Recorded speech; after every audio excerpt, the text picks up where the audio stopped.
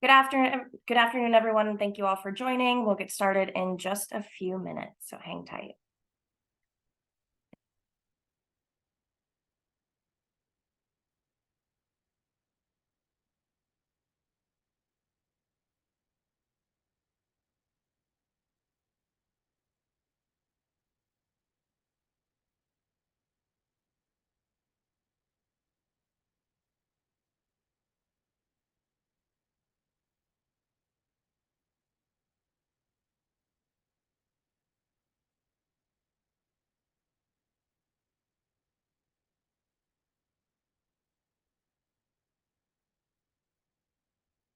Those of you just joining, we'll get started in just a few minutes.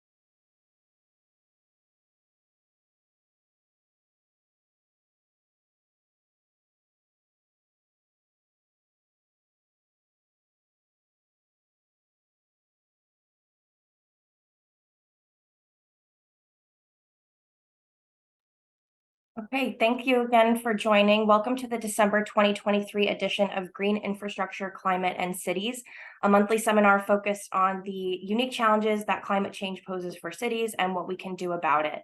My name is Nikki Pearl, and I'm the manager of the Sustainable Water Resource Engineering Lab at Drexel University and the seminar series coordinator for the Consortium for Climate Risks in the Urban Northeast, a NOAA-funded team of researchers and universities investigating climate change's impact on the northeastern U.S.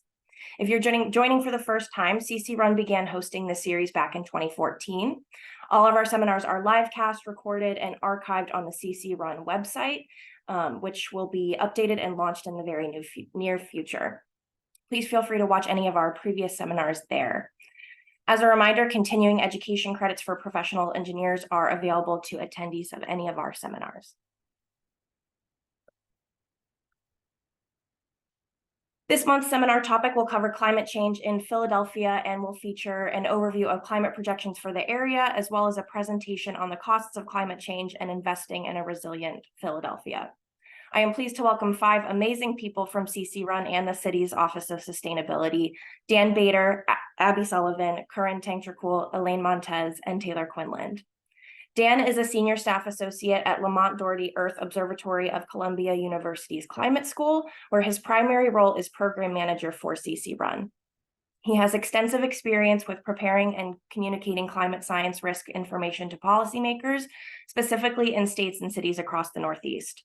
Prior to managing CC Run, he was a programmer at Columbia's Center for Climate Systems Research, tasked with developing climate scenarios to be used for adaptation planning. His educational background includes a Bachelor of Science in Atmospheric Science from Cornell University and a Master's in Climate and Society from Columbia University. Abby Sullivan is the Acting Chief Resilience Officer in the Philadelphia Office of Sustainability. In this role, she supports municipal climate adaptation by translating climate science into actionable tools and information, and leads Philadelphia's citywide resilience planning. Previously, she served as an environmental scientist at the Philadelphia Water Department with the Climate Change Adaptation Program, where she led the department's coastal flood resilience efforts. Prior to working on climate adaptation, she worked on public engagement and planning for PWD's Green Stormwater Infrastructure Program, Green City Clean Waters. Abby's a certified floodplain manager, serves on NASA's Sea Level Change Practitioner Consultation Board, and was the former chair of the Water Utility Climate Alliance Sea Level Rise Committee. She has a Master of Resource Management degree with a focus on coastal systems from the University Center of West Fjords of the University of Akureyri in Iceland. Korin is the program manager for the place-based initiatives in the Office of Sustainability, where she coordinates the whole-of-government approach to addressing flood risk and environmental justice in the Eastwick neighborhood of Southwest Philadelphia.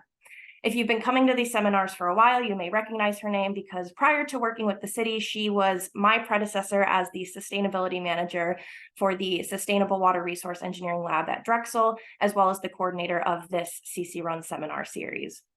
Her areas of expertise and interest are in community-based planning, environmental justice, climate change, green stormwater infrastructure, and GIS. Korin received an MS in Urban Environmental Systems Management from Pratt Institute and a BA in Environmental Studies and Geography and Urban Studies from Temple University. Elaine works in the Office of Climate Resilience within Philadelphia's Office of Sustainability as the program manager for flood resilience. She leads the city's Flood Risk Management Task Force, a consortium of cities' departments that collaboratively identify flood risk reduction strategies. Elaine also works closely with federal, state, and local partners to facilitate flood resilience programs and projects, and will expand accessibility of flood preparedness resources for Philadelphians. She graduated from the University of Massachusetts in Boston with a master's in environmental science and is a certified floodplain manager. And last but certainly not least, we have Taylor Quinland, who joined the Office of Sustainability in May of 22 as their program strategist on place-based initiatives team. Taylor serves as a community navigator for residents to share quality of life concerns with and values connecting with community members through person and hybrid meetings, information sessions, and in the neighborhood. Taylor comes to the Office of Sustainability with a background in community organizing, nonprofit development, and a Master of Public Policy from Temple University. So thank you all so much for participating in this month's seminar. We're really excited to have you here today. Before I get started with presentations, as a reminder, please use the Q&A box to submit any questions, and we'll have a moderated Q&A session after all the presentations have finished. So with that, I will pass the microphone off to Dan. Thanks, Nikki. I'm pulling up your presentation now. So I'm just quickly going to introduce myself again. I'm Dan Bader. I'm the program manager of CC Run based at Columbia University. I'm filling in for our lead PI down at Drexel, Franco Montalto, who's done such a wonderful job along with Nikki on putting together this seminar series for so many years now. I'm going to fill in for him and try to do my best in his place to talk about climate change and its implications for Philadelphia. These are the updated projections from the latest climate science models available, and also identify some of the research needs that came out of the climate resilience research agenda that was put together for the broader Philadelphia region and was released a couple months ago back in May of 2023. So if we go to the next slide here, we're going to just introduce how we have to, I think there's, if you advance it one more time, there's an animation here, but there is, how do we tackle climate change in the municipal or the local government space? And responding to climate change is twofold, both through adaptation, building resilience to the extreme weather and climate events that we experience now and are projected to see in the future, and also thinking about mitigating the causes of climate change, primarily reducing our greenhouse gas emissions. Climate change is not a traditional budget line in city government. There's no line for climate change, but it has implications that cross many different sectors and many different city departments, and therefore it needs to be an interdisciplinary approach. A cross-cutting approach needs to be taken to integrate climate change into these various city agencies and departments when thinking about how we can respond to the challenge. And I think if you went down of each of these rows on this different table here, you would be able to think about how does climate change impact both adaptation-wise and mitigation-wise these different offices, these different department and lines of the budget here. There is an office of sustainability, and we're going to hear from several of their staff throughout this seminar today, and they're primarily tasked with this topic. But every one of these sectors on that list is related to climate change, and therefore we need to take a broad approach in thinking about how to integrate preparedness and response across our city. And this thinking is, if we go to the next slide, this cross-boundary thinking is what really informed the climate risk, the resilience research agenda, which is going to be one of the 3 points we're going to talk about today. We're going to quickly, just to run through the outline, talk about the latest projections that CC Run put together for Philadelphia and the surrounding area. The implication for sampling of different city departments, so within various city agencies, what the research that came out of this process and what some of the impacts of climate change may be, and some proposal ideas that how can we start thinking about that. So if we go to the next slide, which introduces the climate resilience research agenda, this was a partnership of, I think there's some slides, there's a little more text if we advance, sorry, of over 100 different individuals representing 60 different organizations. They're listed here on this slide here. The primary organizers were Drexel, the Delaware Valley Regional Planning Commission, Office of Sustainability in the City of Philadelphia, and the Academy of Natural Sciences. It was done during the seminar of 2021, so it was all done remotely at that time, with again over 100 individuals and 60 organizations participating.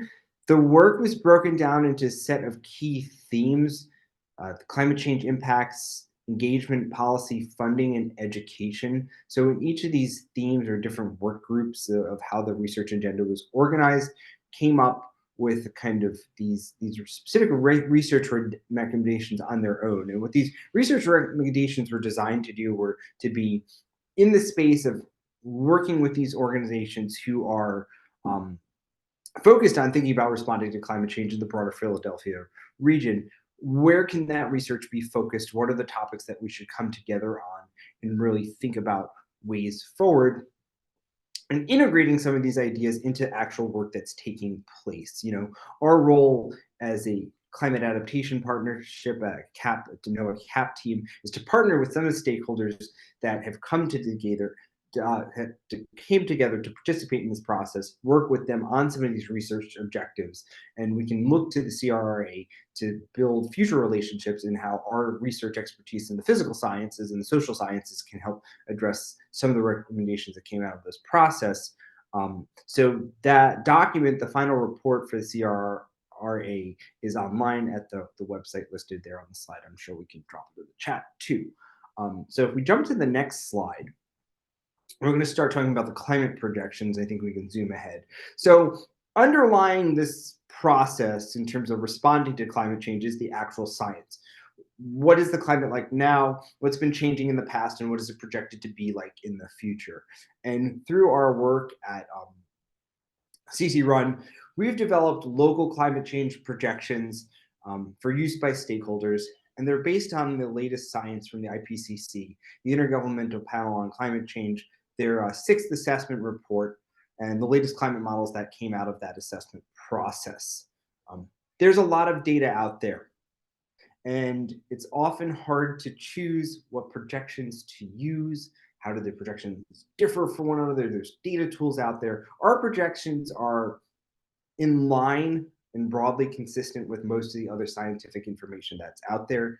We, in the report, addressed how they have changed a bit from last time, where the differences are. But this is the state of the science, and this is the best available local science information that can be utilized for a planning context. So we're going to now run through the projections themselves and take a little bit of a look at what Philadelphia and the surrounding areas may look like anywhere between 50 to 100 years from now. If we move on to the next slide, we'll start talking just a little bit about the methods. There's a specific methods document that we've written up and prepared, but the projections were prepared using these CMIP6 climate models, the best available models we have out there. We use two future emissions pathways, SSP2 4.5 and SSP5 8.5. SSP245 is kind of a middle of the road scenario of emissions, kind of peaking towards the middle of the century, then leveling off. SSP5 8.5 is a higher end scenario that really doesn't account for much of mitigation of emissions, kind of continuing with rapid, or not rapid, but continuing high levels of emissions through the end of the century. We used 35 models for our monthly projections, 16 for our daily extreme event projections. Historical base period in which the projections are referenced to is 1981 to 2010. And we provide quantitative projections for mean changes, such as changes in average temperature, monthly precipitation, annual precipitation, and also extreme events such as hot days, heat waves, days with intense rainfall. Those are provided for a set of time periods. These are all 30-year averages centered on the given decade. So, for example, the 2050s is 2040 through 2069. We like to take a 30-year average in the climate science space, as taking the average allows us to see the true climate change signal and remove some of the noise from that year-to-year climate variability. Jumping to the next slide, I think we'll take a look at some of the results now.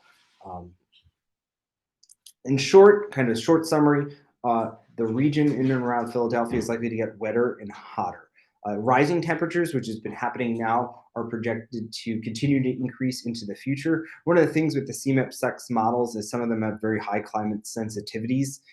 They are a little hot. There's what's been referred to as a hot model with some of these models. They do show greater values of warming, let's say, than the prior iterations of the science. But we're predicted to see hotter conditions, warm conditions, and also wetter conditions. Now, in principle, a warmer environment holds more moisture. A warmer environment is a wetter environment. What we're really concerned with precipitation is intense rainfall events, how those heavy downpours, those events that cause flooding over a short period of time are projected to change. That's where the greatest increase may be found. It might not be necessarily, while average precipitation is as a whole getting greater, it may be driven by a few small events versus more distributed precipitation evenly across the year, let's say. Rising sea levels, there's a concern. Certainly, water level values in the Delaware River will be higher, and extreme events, as I mentioned, becoming more frequent and perhaps more intense as well.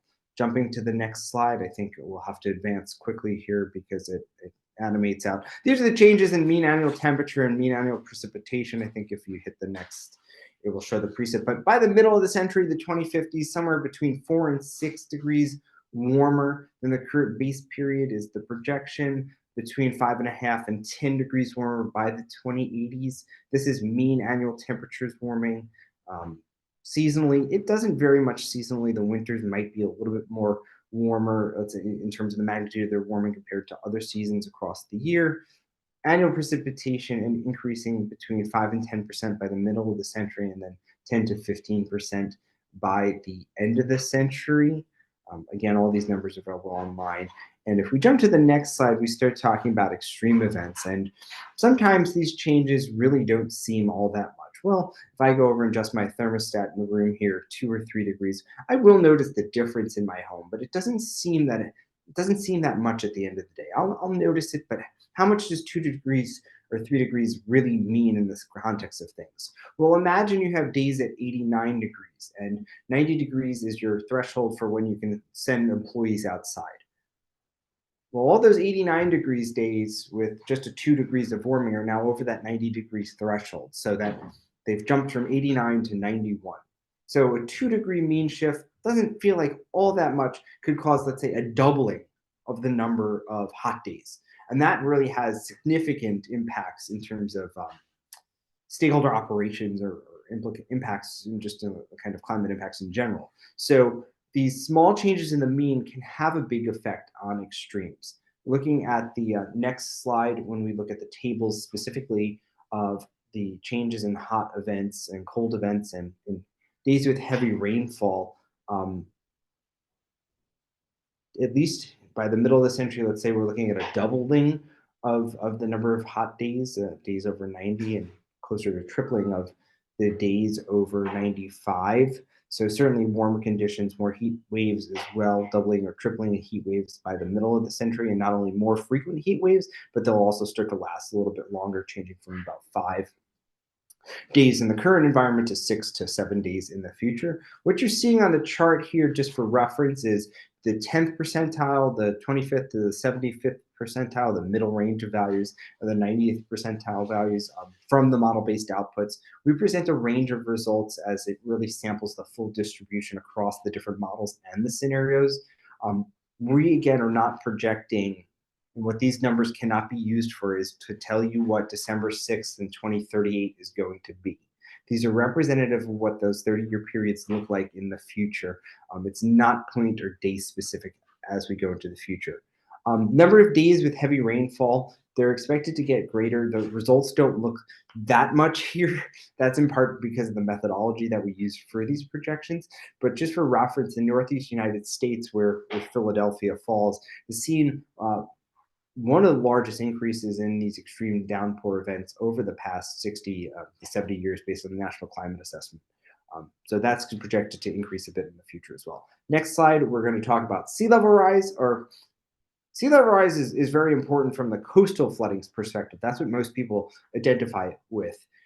There's also the interaction between coastal flooding and inland flooding, and that makes it compound flooding. So when you have a prolonged surge event with coastal flooding, let's say, water piling up in the river, causing flooding in the surrounding areas, and then you have heavy rain combined with that. So there's increased runoff into the river systems that lead into the Delaware River, let's say.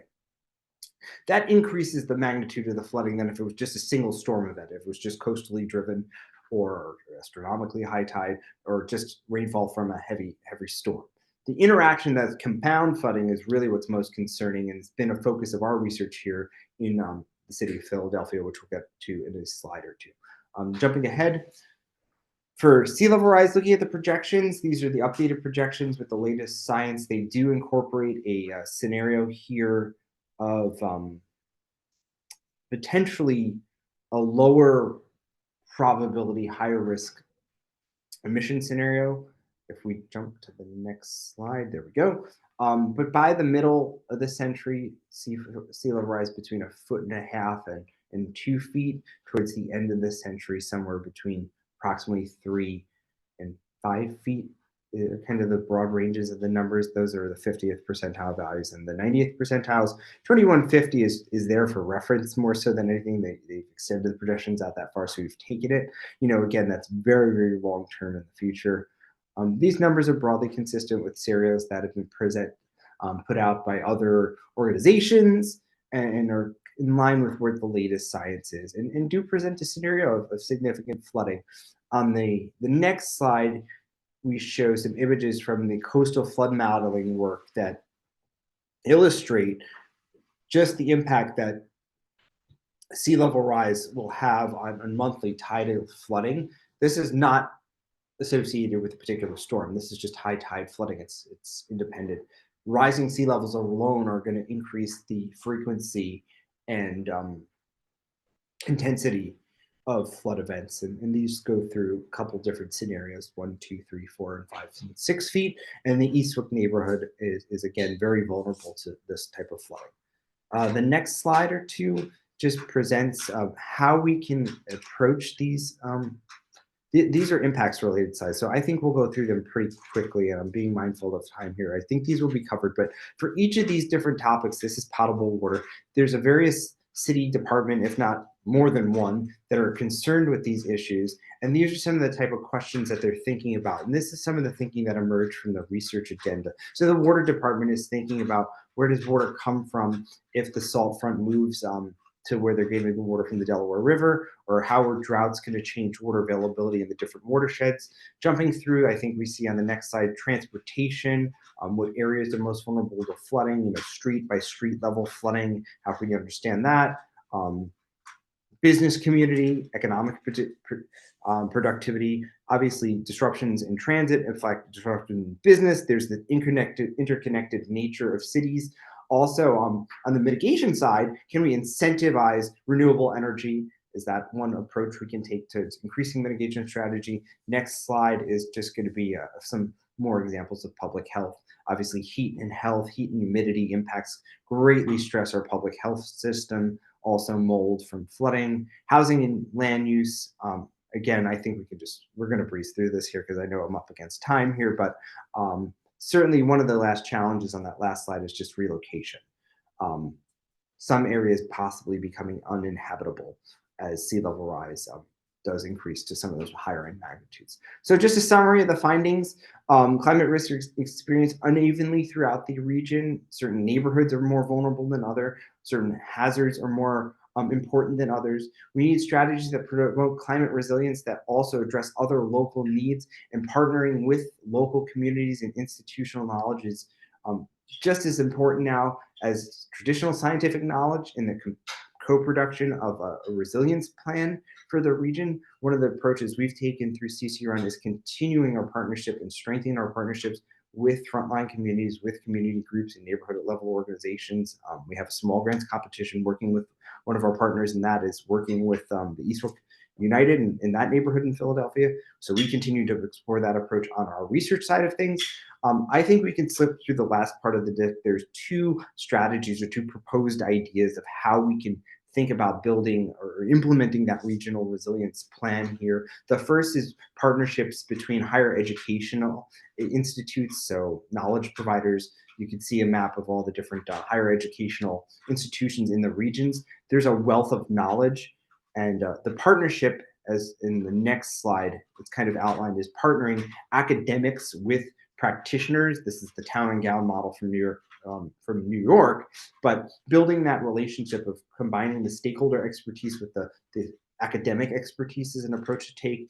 And this would ultimately lead something to like a Philadelphia panel on climate change, which would be sort of similar to what we have up here in New York City, the New York City panel on climate change, which would be an independent body that helps provide science information to the city. The last approach deals with mapping of social vulnerability, which may already be underway, to really understand the interactions between social vulnerabilities and the climate science side of things, which would ultimately lead towards a better understanding, let's say, of areas at risk and how we can possibly respond. So I think that's it. Thanks for letting me have a chance to speak with you today. I know you can drop questions in the chat, and I will stay on line. I look forward to hearing the other presentations now. Great, thank you so much, Dan. Like you mentioned, feel free to pop any questions you have in the Q&A. And for now, I will pass the mic off to Abby. I'm muted, gosh. Can everybody hear me? Okay, great. I'm going to share my screen.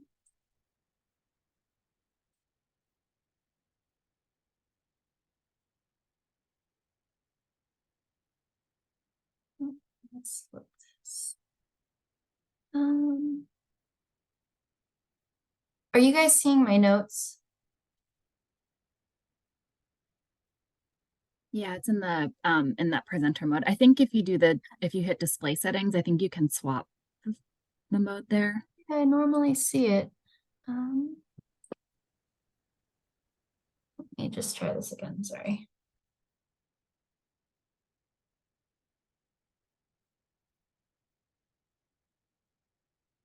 Okay, is that right now? Yeah, that looks good. Okay, thank you.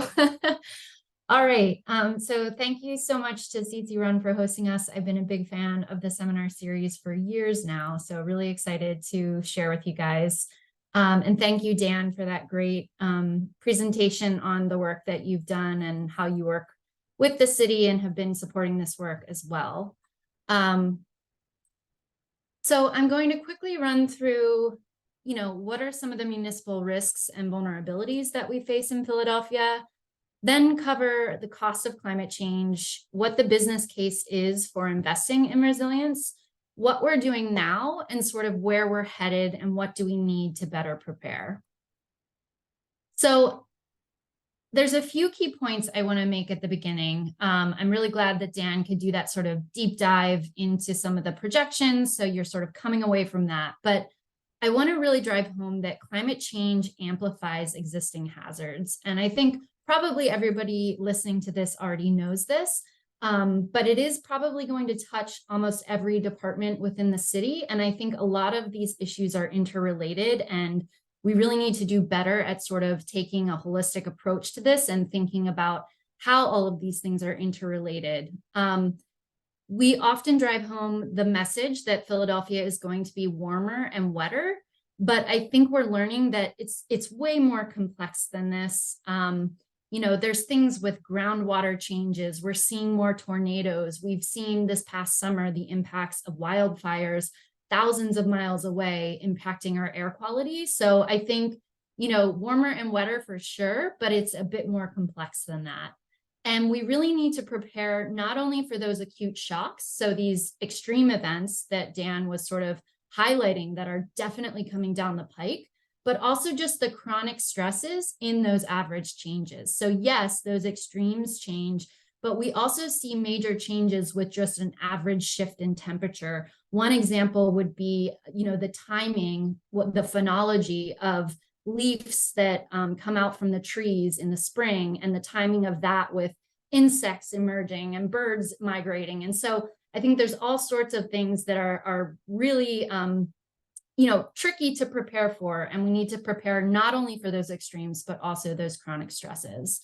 And I just wanted to highlight sort of in the news here, we can see the modeling for climate has become so complex. We've actually have entire emerging fields now that help us understand how much more intense these events that we're seeing are. And so you can see that first news article is saying, the heat waves that we saw this past summer, not necessarily in Philadelphia, but around the world, they would be virtually impossible to have reached the levels that they reached without the sort of, climate change that is human induced.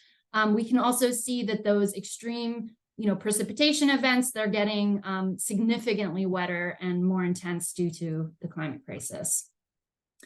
And so a big reason why climate change amplifies these existing, issues that we already face is tied to the water cycle. Not everything, but for a large part, a lot of these things are tied to the water cycle. And there's a few key principles that govern the water cycle that are being impacted by climate change. So one key message I want to drive home today is that it's literally down to laws of physics. So for every 1 degree Celsius of increase that we see in the atmosphere can hold 7% more water. That's a lot more water. This is called the atmospheric holding capacity. And we can kind of think of that as the atmosphere being a sponge. And so as the temperature increases, that sponge is getting larger and larger. And what this means is that it can hold more water. And it simultaneously means that we can see longer periods before it rains. So we could actually see more drought at the same time. And then when it does rain, that large sponge is being squeezed out. And so we have really intense events. And so, yeah, just again, driving home that this is physics. So why is Philadelphia vulnerable? Aside from just the changing climate that we see, there's several things that I want to highlight that make us really vulnerable. We may not be as vulnerable to something like sea level rise as a town or city that's right on the coast, but we do have a lot of vulnerabilities based on our geography and climate zones. So we're at the bottom of 2 massive watersheds. The Delaware River watershed alone is over 13,000 square miles. So what that means is, we can't control everything that happens above us in the watershed. And so we might not even experience rain in Philadelphia. It might be raining in New York, and we see flooding in Philadelphia. It also means that all of the impervious surfaces up in the watershed, as development increases, that impacts the amount of rain, stormwater runoff that we experience, and it goes into the rivers and creeks as well.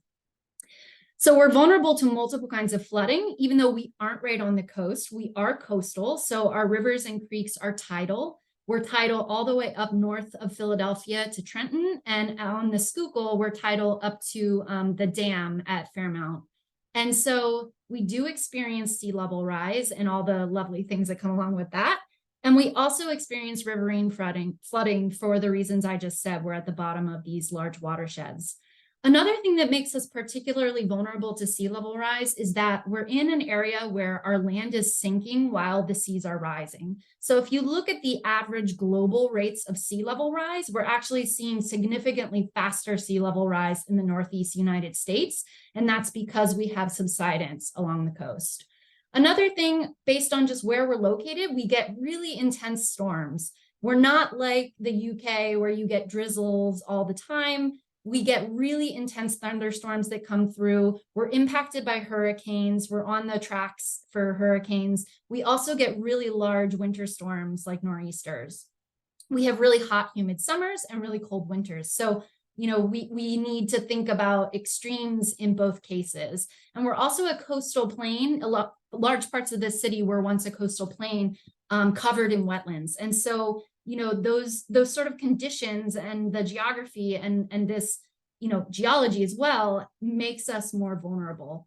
Another big thing that makes us vulnerable is urban development. So not only do we have urban heat islands where we have dense built environment and low canopy cover, we also have that impervious surface. So as the city developed more and more, we paved over more and more of that green open space. So we have stormwater runoff challenges, urban flooding, that's really more of that pluvial flooding where the rainfall falls really intensely in one place and is trying to get back to a river or creek, and it can pool in one area. And that's exacerbated by this urban development that we have, making more impervious surfaces. We've capped over our rivers and creeks. So below certain neighborhoods, there's entire rivers that sort of want to go back to being a river state and flooding, and waters are running to those locations. We also have really old infrastructure. So things like combined sewer systems that lead to issues with water quality. And we also have historically pretty much allowed development in vulnerable locations. We haven't really curbed development in some of our most flood-prone areas in the city. And I have that picture of sort of a cast iron pan because that's a really good metaphor for why we see urban heat islands. So if you have an area of the city that's getting really hot, there's not really canopy cover, we have this dense built environment, it heats up, and it's kind of like a cast iron pan that you leave on a burner. Once it heats up, you can turn that burner off, and it still takes a really long time for that pan to cool down. So that's sort of what we see happen with urban heat islands.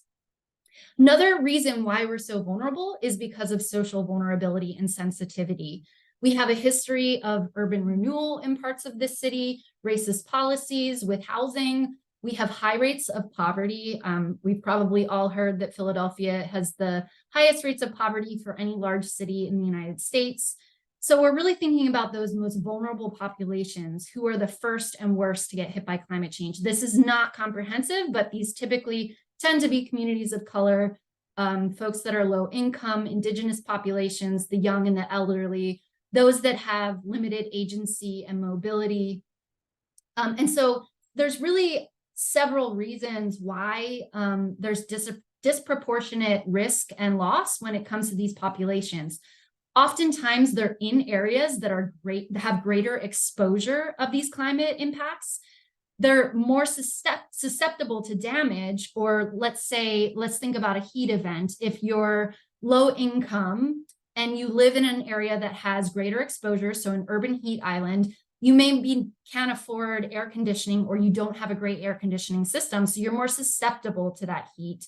And then you have less ability to cope. You might have underlying health conditions that are also linked to some of these other social issues. And so therefore you have a disproportionate loss of asset incomes and health impacts.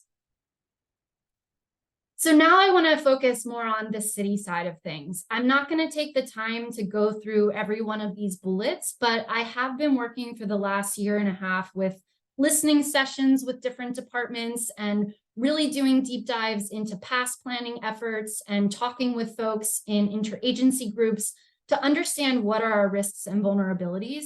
And so clearly with the water department, those principles I mentioned about the water cycle changing, it's going to affect so much of what the water department does. It's going to impact assets and infrastructure, source water quality, drainage systems, how we meet our compliance targets from the Clean Water Act and Safe Drinking Water Act. With the health department, we're seeing more and more extreme heat-related illnesses, air quality issues that are directly linked to temperature increases in vector-borne diseases, mental health impacts. And then we can think of our park systems. I mean, these are really, really critical spaces for thinking about how to respond to climate change, but these ecosystems are being impacted themselves. So they're being threatened by more and more invasive species. We see seasonal shifts. This could have implications for their workers and the resources that they have to put into just say like mowing lawns and ball fields, increased maintenance costs, energy use, damage from extreme events. And then going on, I'm not going to highlight every department within the city, but obviously these are some of the biggest ones that are going to be impacted. Obviously our Office of Emergency Management. We're seeing more and more of these hazards, and they're increasing, and that has direct implications for the work that they do, the number of emergencies that they have to perform, the rescues. And also, I also want to point out that as these things increase over time, there's staff burnout, there's mental health issues that I think sort of span all of these departments and all of the people working on these things. Streets department, damage to infrastructure, post-disaster cleanup. There was one assessment that indicated that 10% of Philadelphia's streets are vulnerable to flooding. Workers that have to be outdoors fixing these things, they're exposed to heat and elements. And then our public property department, obviously there can be increased maintenance and repair. If there's damages to buildings, we have to have more and more backup power systems. And this has implications for the mitigation side of things as well. So the more we have to sort of, increase our energy use for air conditioning and potentially heating, that also can be maladaptive and increase our carbon footprint. I want to highlight two case studies that really, I think, drive home that, the things I just talked about are probably things most people listening in have heard before or have considered when it comes to municipal risk. But I think there are some things that, are a bit, as I mentioned at the very outset, this is complex. So I want to highlight two case studies to kind of drive home this point. So one is meeting Safe Drinking Water Act regulations for disinfection byproducts. This is hardest during the summer months, and I'm going to explain what this is. So when the water department pulls in water, it has to treat that water, it cleans it, but then it also adds a disinfectant. And that disinfectant is really critical to ensure that there aren't, pathogens and things living in the water that can make humans sick. And so there are regulations that say you must have a certain amount of disinfectant in your water that lasts the entire way to the home that's farthest out on your system. It's called the chlorine residual. But simultaneously, there's a regulation that says you must limit your disinfection byproducts. And a disinfection byproduct is something that occurs, it's a carcinogenic that forms when that disinfectant is added to the water. If there's something called a precursor, like natural organic material already in the water, so, little sediment that got stirred up or, algae that was growing in that water, it forms these carcinogenic disinfection byproducts. And so you have these two regulations that are working, they're very important, and it's really great that we have them, but they're really hard to meet in the summer months because as that water heats up, the chloramines that we use, they break down faster in warmer water. So it's harder to meet that chlorine residual target that we have, but you're also making more DBPs, more of these disinfection byproducts, because you're using more disinfectant and there's more of that natural organic material that grows in the warmer water. So a key critical thing to think about is in the future with these hotter temperatures. So we saw those projections that Dan shared. Are we going to see these temperatures arrive earlier and end later? Is that those few summer months when it's really hard to meet these regulations, is that going to happen for 4 months out of the year, 5 months? Will the summer months see longer and more intense extreme events? I think we see that it's hardest to meet these regulations when the nighttime temperatures don't cool down. So if we have more of those, prolonged extreme events, again, that makes it harder to meet these regulations. The next case study I want to point out is flooding on Columbus Boulevard. Some of you may have experienced this if you've been driving on Columbus Boulevard. It does see this sort of nuisance flooding at times. It doesn't have to be an extreme event, but this is projected, we can use this tool, and I'm happy to share, I should have a link on the slide to this. This was a tool developed by a group in NASA that works with the University of Hawaii, the Sea Level Center there. And it's really amazing tool that you can input sort of user, it's customizable. And so we were working on a grant application to try to think about this nuisance flooding issue on Columbus Boulevard. And we looked into what is the flooding threshold. So when does the road start to flood? And we determined that it floods about 1.4 feet above the average high tide. So we can look at that, and today we see that it's currently estimated to reach that flooding threshold maybe up to 42 times a year. Now we can choose a sea level rise scenario and input that into this tool. Philadelphia is currently tracking, if you look at our observed trend of sea level rise, and you go out into the future, it tracks with the NOAA intermediate low sea level rise scenario. However, most evidence, I don't have time to get into it today, but that is really likely an underestimate of the amount of sea level rise that we're going to see by 2100. So if we use that sea level rise scenario, so nothing else, we're not talking about storm surge, we're not talking about an extreme event, just simply seeing that amount of sea level rise over time, by mid-century, by 2050, we're going to reach that flooding threshold 192 times a year. And by the end of the century, 2100, we're going to reach it almost daily. So again, that's not an extreme event. That's just with the sea level rise that we're going to see. That's under 3 feet, which is lower than what the IPCC says we're going to see in Philadelphia. And it's lower than what Dan's group at CC Run sees as the 50th percentile. So what's most likely to occur. So this is a very sort of conservative estimate just to show you how these flooding thresholds and return periods change with just sea level rise alone. All right, so now what you probably all came to hear about is the costs of climate change. So I'm going to give a little spoiler. We actually don't have a lot of economic assessments that really give us a number to know what is the cost of climate change. So I'm going to use Hurricane Ida as a case study as well. So Hurricane Ida came through. I think we all remember it well. We saw water infrastructure damage to roads and transportation. Healthcare facilities were impacted. Other utilities were impacted. Our trails and recreation sites were damaged. We had significant emergency response. There was a lot of preparation that went in at our fire stations.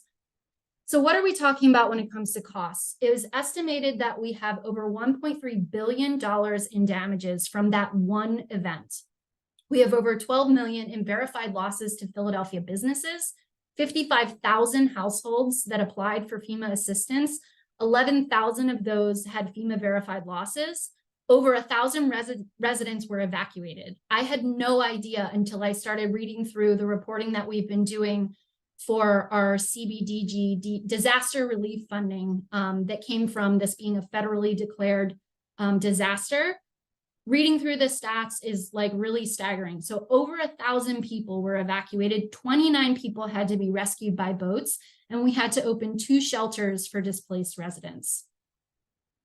And I think we can talk about that. And it's, you know, these are numbers on a slide, but I think to really hear firsthand what these experiences were like, really drive home the human element of this. So I'm going to read a quote that came from a Grid magazine article that was about flooding. And specifically, this quote is related to Hurricane Ida.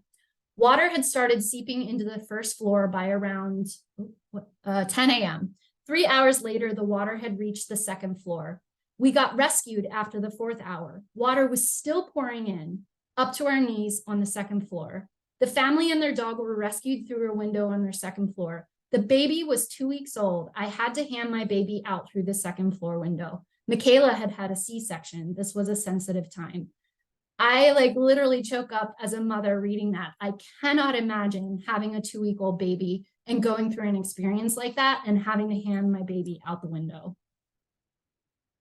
So that's a screen, you know, just a snapshot of the economic damages that we're seeing from Ida. And this information on this slide comes from the Philadelphia Water Department. So I want to credit them. And please note the disclaimer on the bottom. This was really an internal assessment. And so if you want to use this information, please reach out to them and understand sort of the limitations of it and assumptions that were used to make it. But the point is that we can look at the flows from Hurricane Ida on the Schuylkill, and that was not even estimated based on FEMA's information from an outdated study, outdated flow information from 1964 to 2002.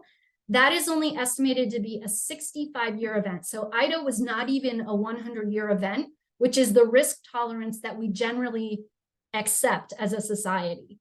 That has a 32% chance of occurring over a 25-year period. However, if we look at the most recent climate, so if we just look at flow data from the last 20 years, that becomes a 30-year event, meaning every single year there's a 3.3% chance it could happen. That means today, there's a 3.3% chance in 2023 and in 2024 that we could see an event like Ida. That has a 57% chance of occurring over a 25-year period. Now, using end of century climate projections, and I do want to note that this is using a high emission scenario, which we're probably, with all of the agreements with the Paris Accord, we're probably not going to see quite this high of emissions.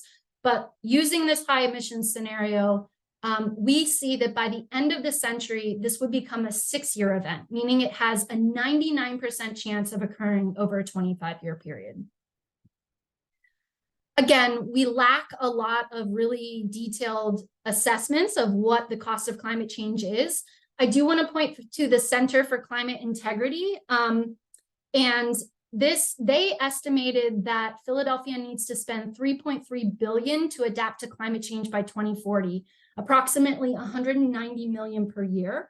I am not endorsing this study. I have not had time to read all of the assumptions and how they came up with this assessment, but there's really a lack of information about what it would cost to adapt. So I wanted to at least point to it.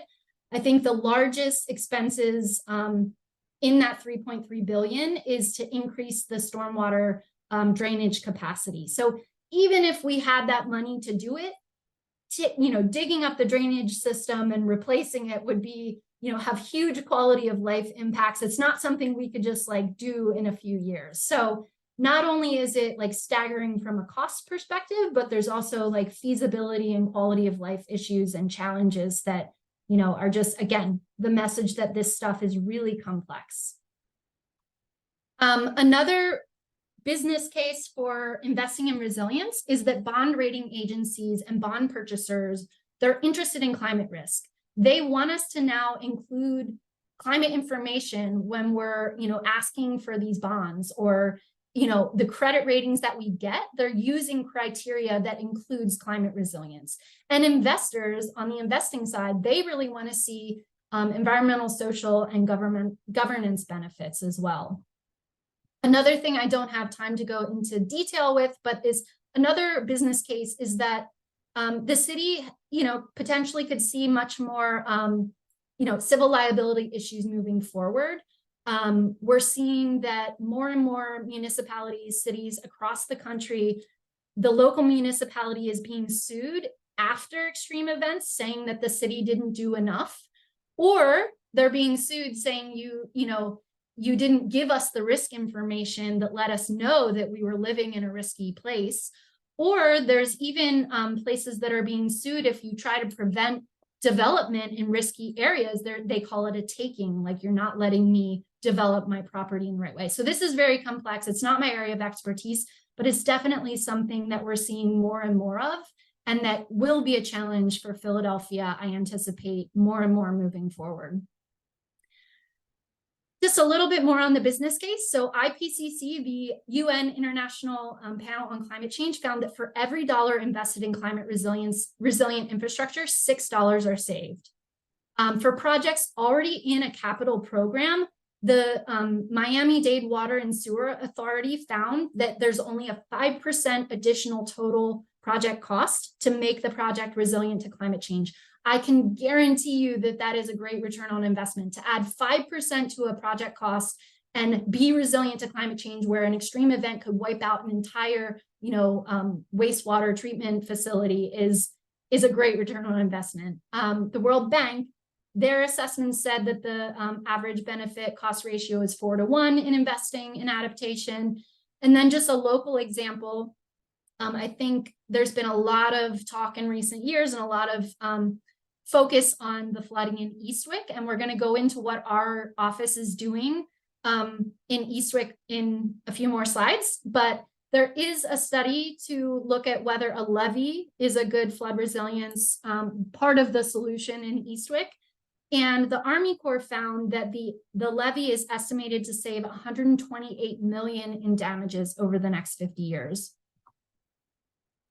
So what are we doing? What are we doing about this? This is a cross-cutting issue. We've already made the point that this is hitting lots of departments across the city.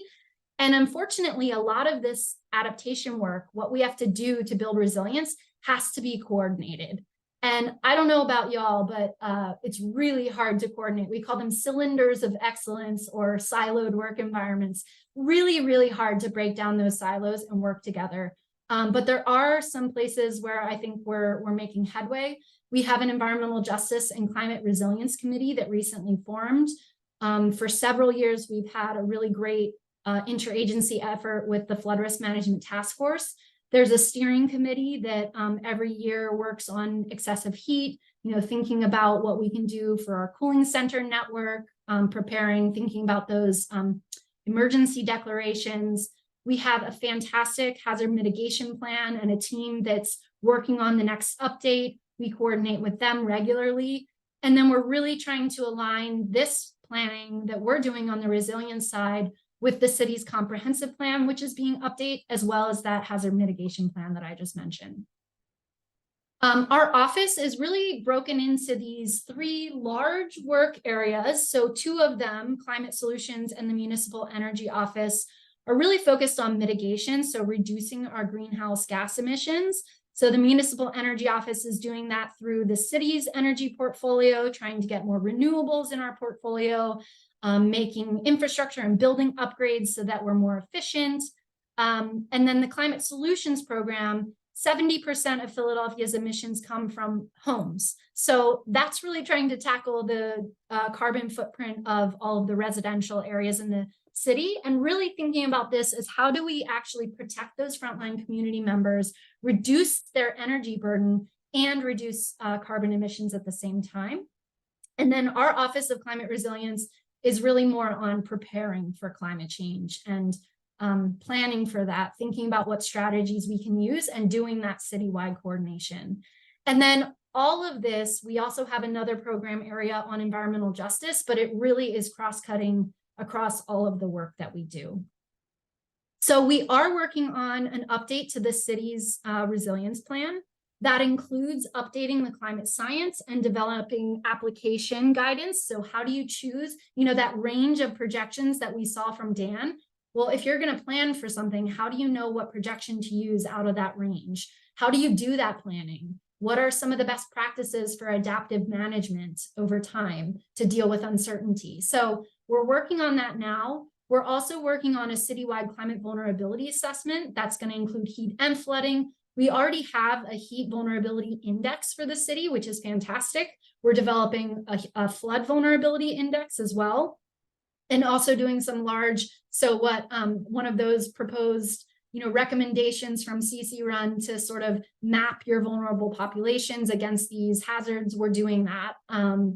So that's in the works. And then the updated resilience plan itself, we've been doing extensive stakeholder engagement on the internal side, and we're starting to do some external engagement with sector leaders, but we really need to find the resources to do an extensive citywide stakeholder engagement process. We really see this as an important part of environmental justice, making sure that those that are most impacted by climate change are part of this planning process. So we want to make that inclusive public engagement process that's really central to this update that we're trying to do. And as I mentioned before, we're aligning this with other planning efforts. And I do want to just mention that in 2015, we released the city's first sort of adaptation resilience plan, but it really only focused on city departments. So we're trying to expand the charge and really make it citywide and think about everybody's vulnerability and resilience and how we can work on a more holistic scale. I feel like I'm taking a long time, so I might sort of go over this slide very quickly, but this is sort of the leading practices in how you do adaptation or resilience planning. So it doesn't have to go in this order, but first I would say we work to understand the risks and vulnerabilities that we have. So that's really that climate science update, applying that information to understand vulnerability and risk. Then you plan. So what can we do to address these vulnerabilities? That's what we're trying to do with this resilience plan update, and all of the other sort of work that we do is preparing and trying to plan, whether it's at a neighborhood level or with an interagency group or with this sort of massive citywide plan. We also coordinate those plans with other city plans, as I mentioned, and other regional plans. We also work with the Delaware Valley Regional Planning Commission on lots of efforts. Implement. This is the one that we're probably farthest behind, and we're not alone. I think most cities are just now starting to sort of, and especially with the federal funding coming down the pike, are really now starting to implement projects. But this is where having something like climate resilient planning and design guidance would be key, and really coming up with what are our most needed, most urgent climate resilience projects that we need to sort of get implemented. Sustaining this, so like, how do we find the funding for this? Even if you get the funding to build something or start a program, how do you then maintain that over time and make it sustainable?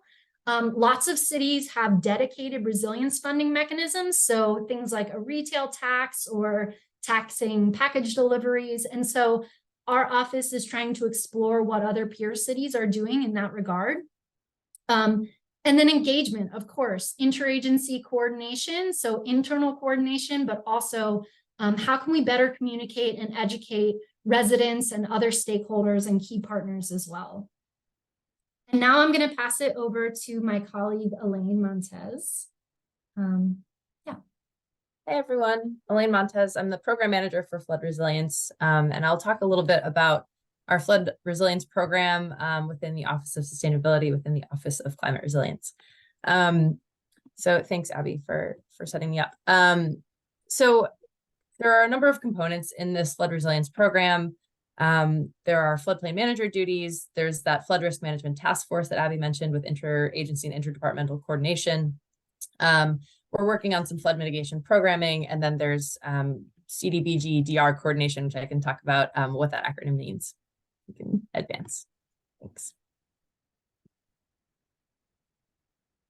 So as far as floodplain manager duties or floodplain management, what a lot of people know about floodplain management has to do with regulations and code, but there's actually a whole other world of what it takes to enforce those codes. So our office works on the resource side of things, specifically securing funding and creating programs to bring properties into compliance and increase resilience.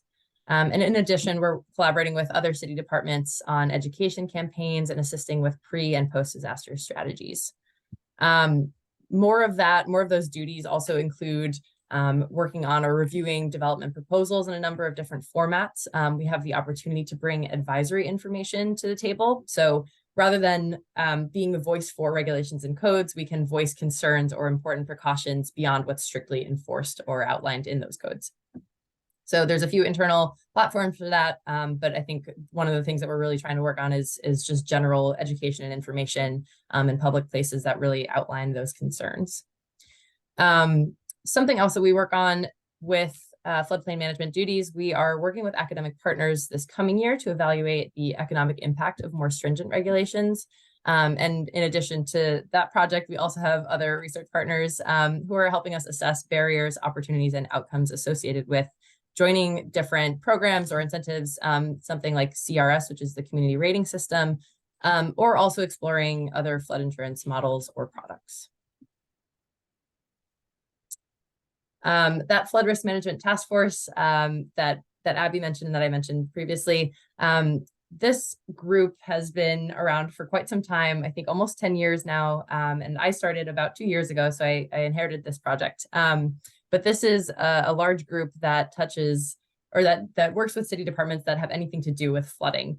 So that could be law, that could be finance, especially the water department, Office of Sustainability. You know, we're very far-reaching with our participation. But what we do as a group is we meet to talk about different strategies that we can use to reduce flood risk across the city. So some of the things that we've done with this group in the last year, we're updating internal and external resources. So we've been able to update some of our strategic plan actions. We actually have a website, which is linked on the slide. I think these are getting passed out afterwards, or you can search Philadelphia Flood Management Program as well. And then we're also updating a number of maps to help with our risk communication. Finally, with this group, it's a really important space that helps us identify funding, partnerships, and education opportunities that overlap. So a lot of different departments are doing a lot of different communications and a lot of different work. And so it's a great space to really come together and make sure that we're aligning with our efforts. I wanted to also talk about our property level flood mitigation program design that we've been working on as an office, obviously with help of other departments and input from other departments too. But this is a really exciting project that is a long time coming. This was, again, brought up in this flood risk management task force group well before I joined, but we've finally been able to get some work kicked off the ground. So some of the goals or the intents of starting this program design or this case study or rather larger study was to look at various jurisdictions programs through case studies and interviews. And from there, really think about essential roles, responsibilities, think about a program framework. And then from there, looking at internal, external engagement, and then program alignment. You can go ahead to the next slide.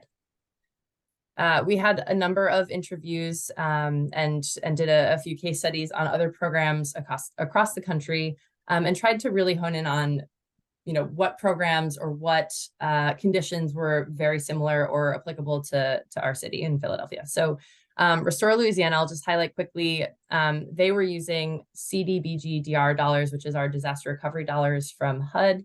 And they did a range of activities in their program too. So repairs, reconstruction, new construction, and buyouts. I'll also mention another program that we looked at, which is retrofit, which was in Charlotte, Mecklenburg County in North Carolina. They actually used local funding, which is an interesting thing to see. And their range of activities was similar to the first I mentioned, but elevation, relocation, and demolition. But the thing that stood out to me the most was their project prioritization. And they had, a matrix or a map that basically showed mitigation scores for different properties that they were hoping to, enter into this program and really start to reduce the risk that the community was seeing. So that was a really cool program that we talked with. And then the last one that I'll talk about was Miami Rise Above. And they also use local funds, which is something that we would like to think about. But the thing that stuck out here in this group was their ability to provide technical assistance, which I think is something that we also would like to see in Philadelphia, being able to communicate risk at the property level and really start to walk through what strategies or what measures are applicable to different households. You can advance. From these case studies and from existing city programs that we've also reviewed, our group was interested in highlighting some of the components of successful property level programs, mitigation programs. And so I'm not going to go through each of these components, but thinking about case management as a really important piece of this, as well as technical assistance, outreach and engagement, funding and finance, making sure all of these things really fit together well. You can advance things. We're almost to the meat of what this program could look like, but I will just give one more background slide on this too. But I think that program framework is really something that we need to work with our partners and work internally and externally with to really nail down. But something that we've been talking about with this group is a phased approach, which shows increasing complexity with increased supports and policy. So again, looping back and thinking about all of those plans that Abby had mentioned, our hazard mitigation plan, our comprehensive plan, the climate resilience plan, I think making sure that our efforts are aligned with the goals and the visions that all of our partners have for the city of Philadelphia. So I want to just say too, it is such a huge component of any of the planning processes, but making sure that this phasing and this rollout is really, really relying on community buy-in and feedback. And that's also an important piece for internal partners too, just making sure that the mechanisms are there. But now I'll just talk quickly about some of the scope of measures that we've seen, and that's ranging from technical assistance, like I mentioned, to flood proofing and retrofits, and then finally to buyouts and relocation. So this is the table that we're working with, a lot of different options and a lot of different moving pieces, but I think, making sure that we're thinking about this in a very considerate and a very intentional way, that we're, phasing things out and delivering what we can. So I think one thing too that I will just mention, sorry, on the last slide, but something that was highlighted in these recommendations as we were doing this work, phase one, this very rudimentary phase should be simple and efficient. We got a lot of really great feedback from other programs as well that basically said you can't be everything to everyone. And so we want to make sure that we're matching the work the funding, and that's so important, but even more so matching the program offerings with the actual needs on the ground. So those are just like highlights of the recommendations that came out of this framework. As far as next steps to determine what services or offerings this program could provide, like I mentioned, we need to do a lot of internal and external engagement, and that engagement will help inform those program offerings, which will then come back to our implementing partners to make sure that we can do program alignment. There are a number of city and regional programs that already do property level work, but it's just to make sure that we are, you know, thinking about flood resilience, not just restorative or repair work, and making sure that we have that climate lens when we think about the work that's going in to these homes.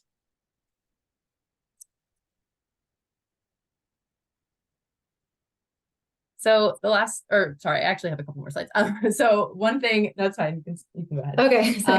Sorry, no, it's okay. So I had been, you know, pointing to CDBG-DR as a funding source, which again is that disaster recovery dollars from HUD. And, you know, that's an important consideration when we're thinking about these programs. But of course, there's a number of different federal programs that are applicable to the work that we'd like to do. But bouncing back to the DR coordination, the Office of Sustainability, specifically in the flood management program, we're really coordinating with our partners in the Office of Emergency Management with the DR team in finance to make sure that policies and procedures really incorporate what we're seeing on the ground in terms of climate preparedness as well as emergency management. So both of these groups, from the mitigation point of view, we're working with our finance team to really think about policies and procedures, and then also how we prioritize different mitigation projects. So that's good on DR if you want to skip ahead. And then, do you want me to do this slide, Abby, or I wasn't sure if this was go for it. Okay, great. One last piece of just thinking about floodplain and all of this money coming down, and we were talking about the cost of climate change, and looking at the investments that we have in our floodplains in Philadelphia is really a great place to start.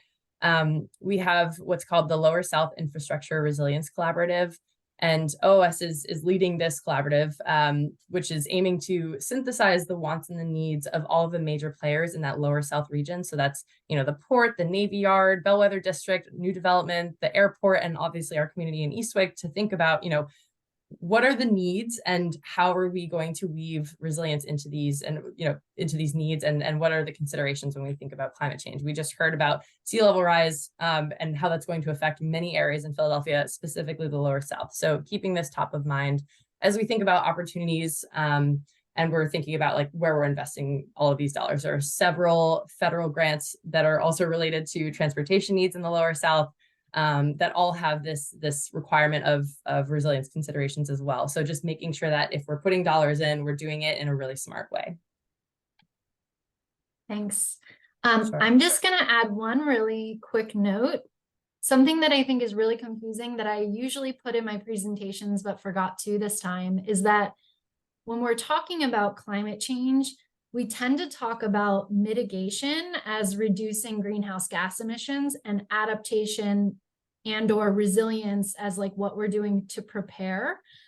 But when we're talking about flooding, people talk about flood mitigation, and that means reducing flooding. So, you know, mitigation means to reduce, or, you know, reduce the cause of. And so flood mitigation, when we're talking about, you know, sometimes we'll use the word mitigation and it might mean greenhouse gas emissions reductions, or it might mean flood mitigation. So it kind of is like context specific. So just a note on that. Happy to go into that further if people are confused. But now we're going to shift to another team in the Office of Climate Resilience, Korin and Taylor, who work in Eastwick on the program Eastwick from Recovery to Resilience. So take it away.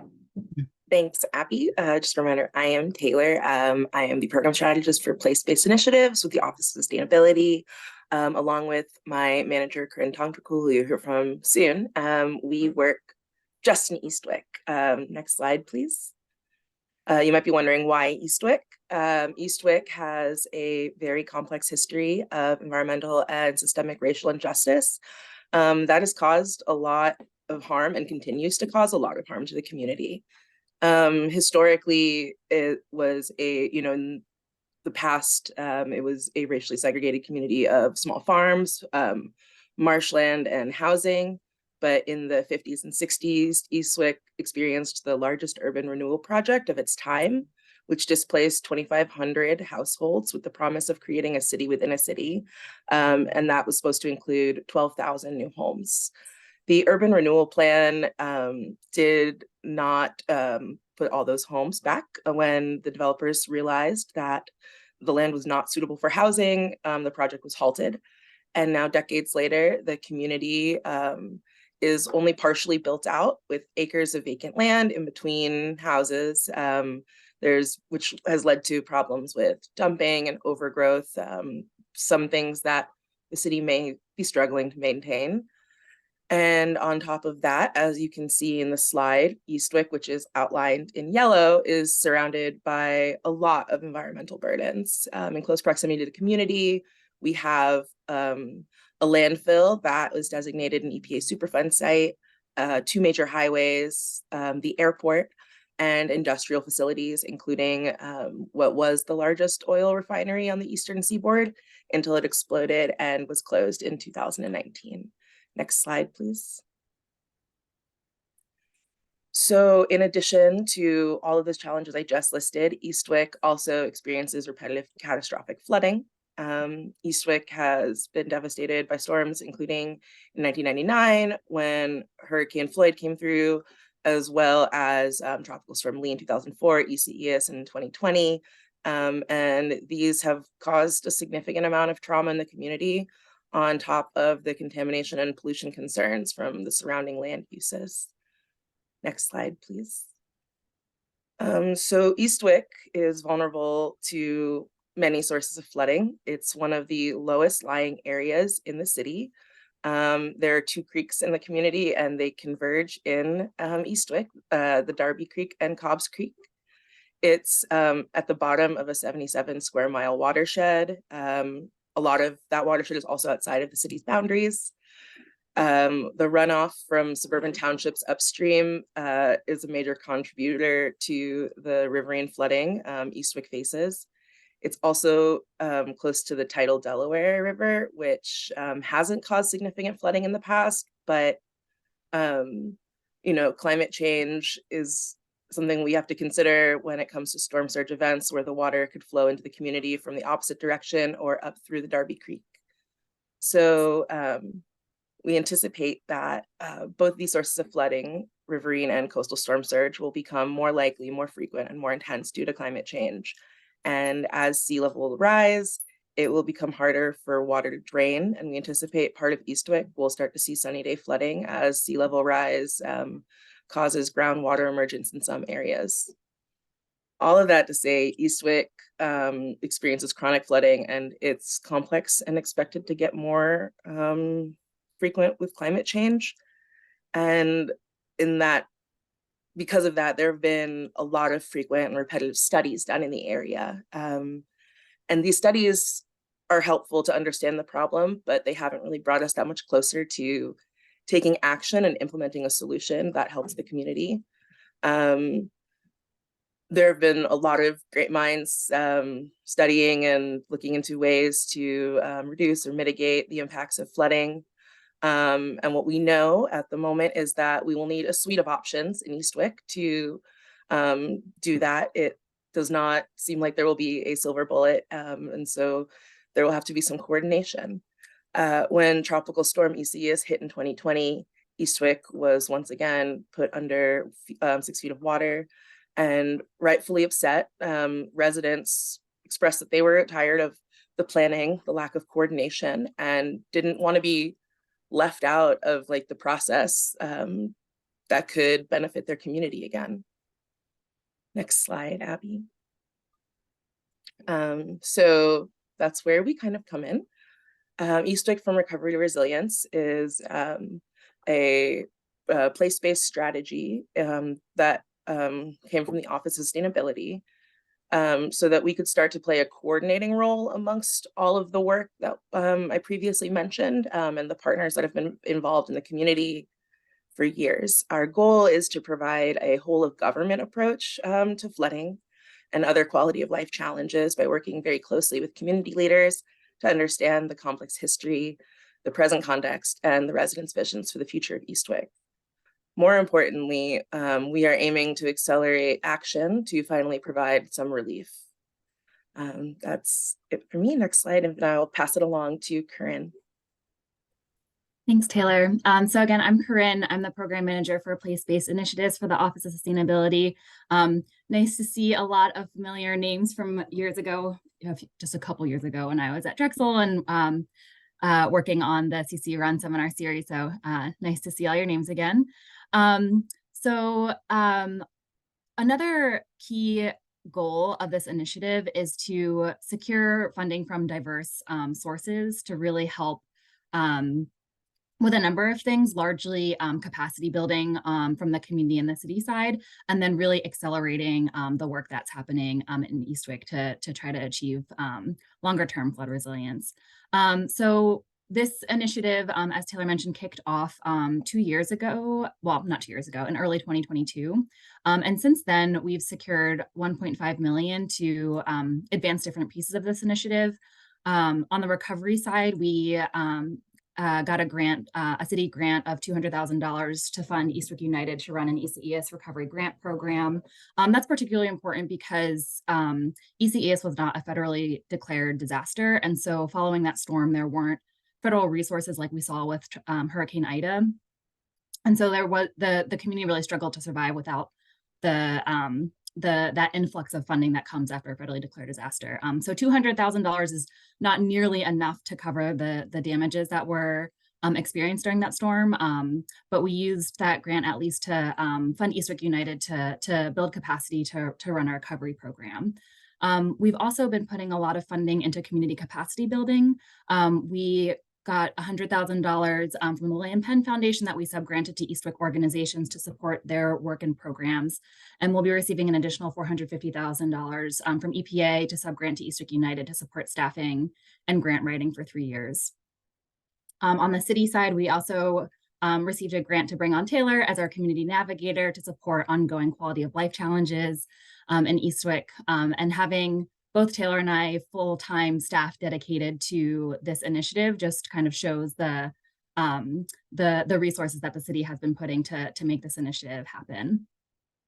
And then on the long-term flood resilience planning side, we secured $500,000 to develop a community-driven long-term flood resilience strategy, which I'll talk about in a second. But back to kind of working towards securing diverse funding sources. We receive funding mainly from 3 large sources at the moment: philanthropy, from the city, and from the federal government. So about 16% has come from philanthropic sources, including the Elaine Penn Foundation and Bloomberg Philanthropies. About 28% has come from the city, including a program called the Operation Transformation Fund. And then those 2 sources really helped us build our capacity to then apply for federal grants, and built up community capacity to partner with us in applying for these grants as well.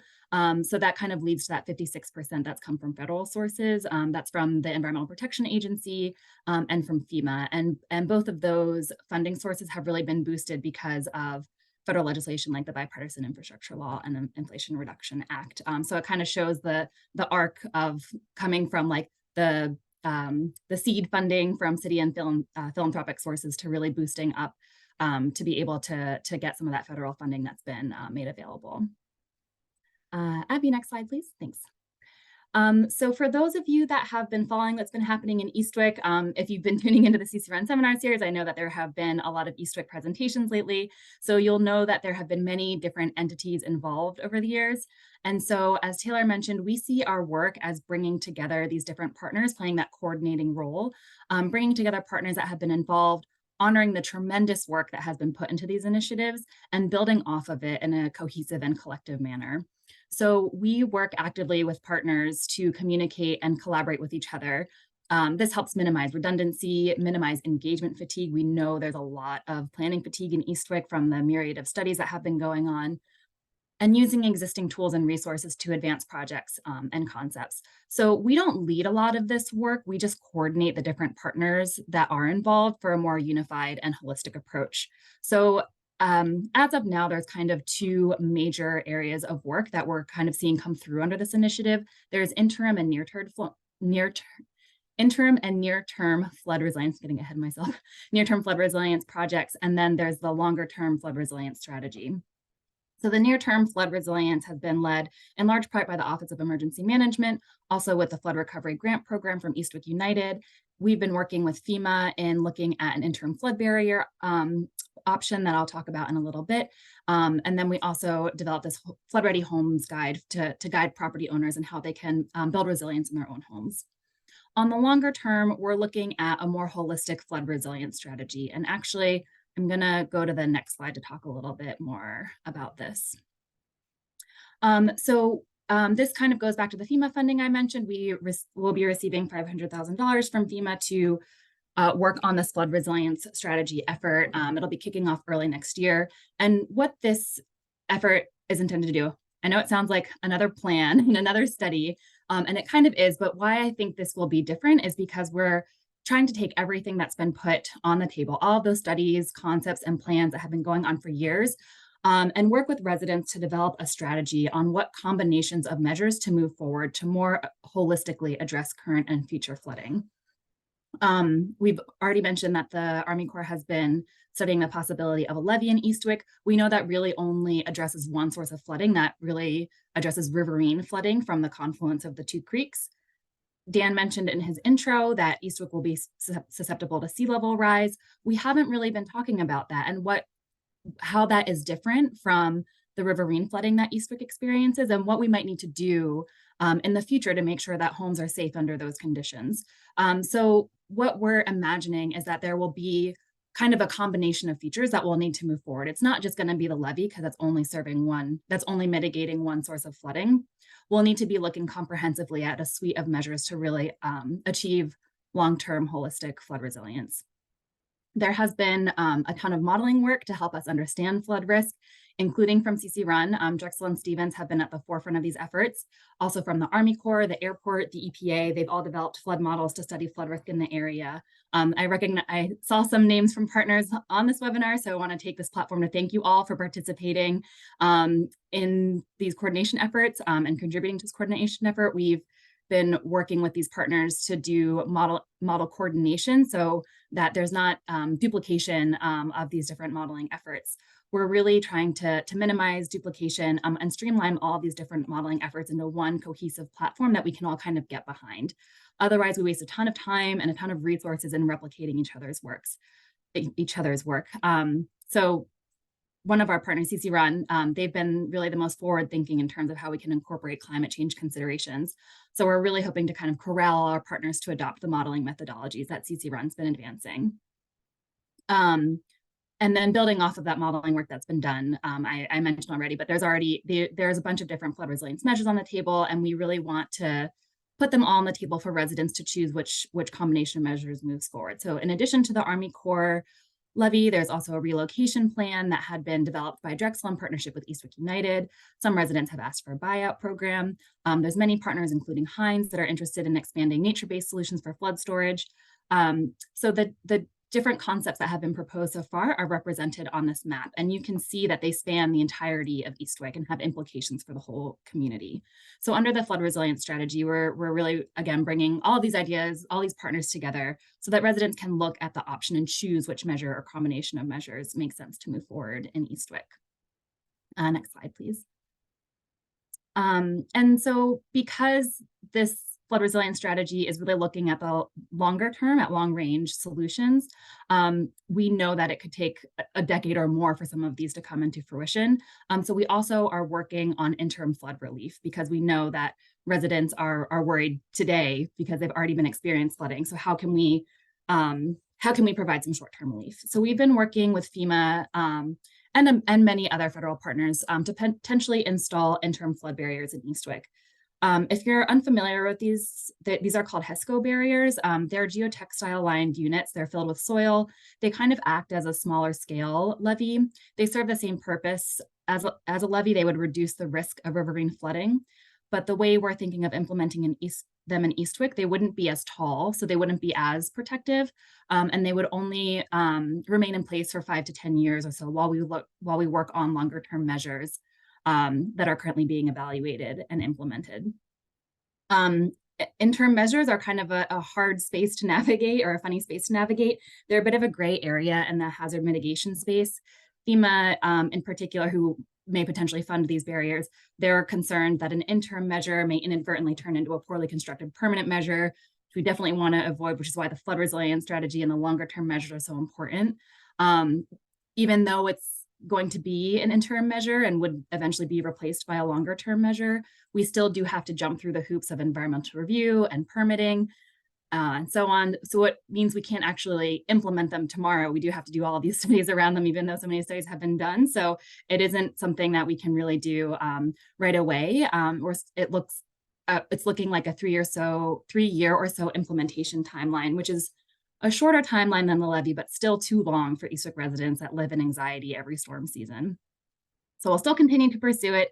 I think it's a really important piece of the work that we're doing. And I think it's so important because we do want to be talking about the long term, but we lose trust and patience if we continue to study the problem and plan for the future. So we really need to show something on the ground to provide some interim relief. And then I think my last slide is on capacity building. And I just want to reiterate the importance of this. We wouldn't be here, Taylor and I wouldn't be doing this work if it wasn't for Eastwick residents and Eastwick United inviting us in to engage in this partnership.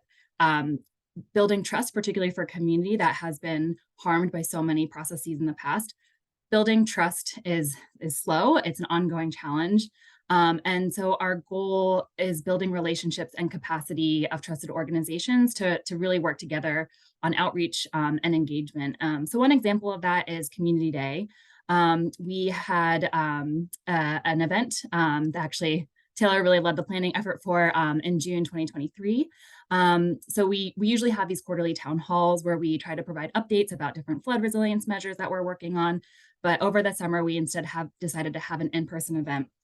So we had like a family-friendly resource fair at the Eastwick Rec Center. We had about 300 people turn out.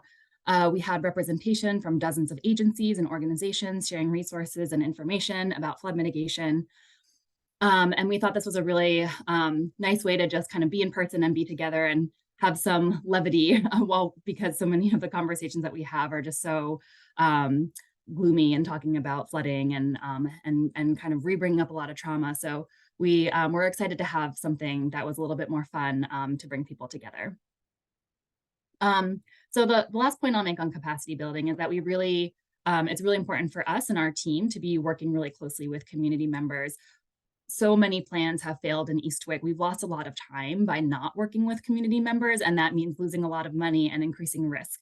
And so we continue to reiterate the importance of working with community members because we can't create a plan for them. We have to create a plan with them. Otherwise, it's not going to be successful.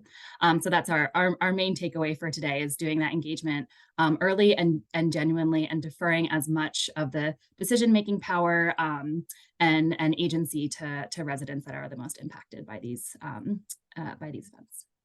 And that's it for me. Hey, thanks, Korin. So I think we need to wrap it up, but we would be remiss without pointing to some of the amazing work happening in other departments. We've highlighted a lot of the work that our office is doing, but we work in close partnership with the Office of Emergency Management, the Water Department, the Public Health Department, Parks and Rec, and they, our office is small, so we don't have capacity to run a big program. Some of these citywide things really should be led and do exist in other departments. So really want to just point out some of the amazing work happening. So Parks and Recreation recently released Philly Tree Plan and just got, I believe it's over $16 million to start implementing pieces of that plan.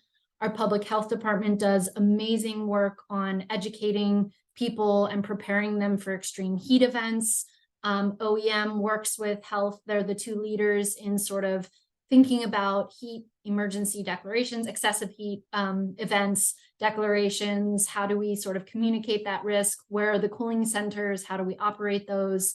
The Water Department has probably one of the best climate adaptation planning programs in the country as far as water utilities go. They've put out planning and design guidance that was adopted in 2022 as a policy for the department. They're also helping build the resilience and reduce heat islands through the Green City Clean Waters program. The point of that program is to reduce our combined sewer overflows, but the more green that we add, it has these co-benefits of also sort of, adding to our, resilience for stormwater for sure, but also mitigating heat islands. And there's other work happening that I don't have time to sort of point out right now. But where are we headed? We're trying to really mainstream climate information, get it into existing projects and operations. So in addition to coming up with that climate science update and application guidance, we do want to develop climate resilient design guidance that would be citywide. So we could also share this with external stakeholders that are doing development in the city. We also want, we need to really coordinate on a citywide on resilience plans, programs, projects, and policies that specifically address climate change. So I'm pointing out that there's sort of two different ways of doing this work, and they're often at different scales. So when you mainstream climate resilience, that's typically going to mean that small increase, that 5% on a capital project to make it resilient to climate change. So that's really going to be a budget request that comes from each department as they start implementing these climate resilience measures at an operational level. Coordinated projects like, flood mitigation in Eastwick, that has to take, or for like the whole lower south portion of the city, that takes a lot of coordination. It's kind of a different project, and those often don't have a dedicated funding source. So where the water department could increase, its fees to cover the costs it has, a coastal flood resilience project or strategy for the city, there's not really one entity that would own that. And we don't really have a great funding mechanism in place to sort of get the funds to cover these costs and maintain these protective measures over time. So where do we want to go? You may have noticed that a lot of our focus has been on flooding. We're trying to build capacity to do way more in the heat space, and we are going to be doing a lot more in 2024 in that space. We'd love to develop a resilience hub network. We'd love to sort of, this work has started, but improve evacuation planning and early warning system in flood-prone areas, scaling our strategies to alleviate energy poverty and increase residential resilience. So we do have that entire team in our office that's working on sort of at the property level, how do we increase resilience while decreasing that energy poverty and energy burden? Looking at flood resilience strategies for other parts of the city. There are other parts of the city that flood beyond Eastwick. As important as that work is, we want to also be thinking about, and with the Flood Risk Management Task Force we are, but sort of what are the best practices that we can employ across the board? And where can we change policies? So things like floodplain regulations or policies that protect staff that work outdoors during heat events. And then disaster recovery programs, assistance to make insurance more accessible. So really adding not only to the municipal side of building resilience, but also for our residents. That property level flood mitigation program that Elaine highlighted so well. We need to better embed resilience into our capital program, capital planning program and budget process. We'd love to develop a risk assessment toolkit. We'd love to develop a city climate resilience research agenda. And as we opened with this whole thing with Dan, we'd love to have a climate resilience advisory panel, although we've got to change that name because the acronym is crap. So with that, there's so many needs in the city. I understand like budget has the hardest job in the world, our budget office. They're putting out fires daily. People have these immediate needs every single day. So it's really, really challenging to throw resources at sort of these long-term thinking, long-term solutions. But I really think that to appropriately address climate change, we need additional resources and staff. We also need kind of citywide buy-in on this resilience planning effort. And this really means that we also need dedicated funding for resilience projects. So again, we're looking into, we're working with a university and with students to understand what are some of those mechanisms that other cities are using. And I'm just going to wrap it up there. We need a lot of stuff, and we are so thankful. Our office has grown in recent years. So we we definitely appreciate what the city has provided for us. Some cities and municipalities have no resources or capacity to fund any of this work, so we definitely don't take it for granted. But we know what needs to happen. It's just we need a little, a boost to sort of get it done. And thank you so much. Sorry, I should have had everybody's name on this last slide, but I'm going to stop sharing so we can open it up to questions. Awesome. Thank you all so much for these awesome presentations. They were incredibly informative and insightful. Looking at the Q&A box, we have a lot of interesting questions coming in. So I will do my best to get through as many as possible before we wrap things up in about 20 minutes. So going back to Abby's earlier slides, Emily asked if the city partners with economists or financial experts to get these cost estimates for climate initiatives. And kind of coupled with that question, Angelica asked if you have any tips for other local governments that might want to start figuring out their own costs of climate change, as well as what communication with residents might look like about those costs. Yeah, we have not done a whole lot. As I mentioned, we've started looking into what are some of those funding mechanisms? And then we are working with a Fel student at the University of Pennsylvania to try to understand, I think Elaine mentioned sort of what's the cost if we make floodplain regulations more stringent? Like, what does that mean for developers? What does it mean for the city? So I'd say this is an area where we really could do better and should do better. There have been some examples out there. I'll try to find it and put it in the chat, but there is a study that was done by Miami-Dade. Again, I think it takes resources though. You often need to sort of hire a consultant, especially, most small offices working on resilience don't have that expertise in-house.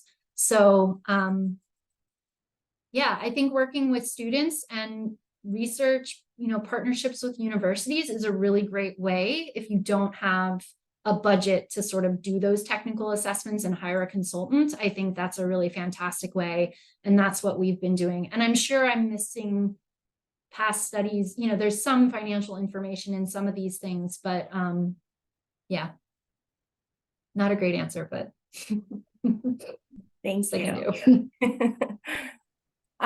Question from Kristen. Can any of the Office of Sustainability folks speak more about the social vulnerabilities associated with urban renewal?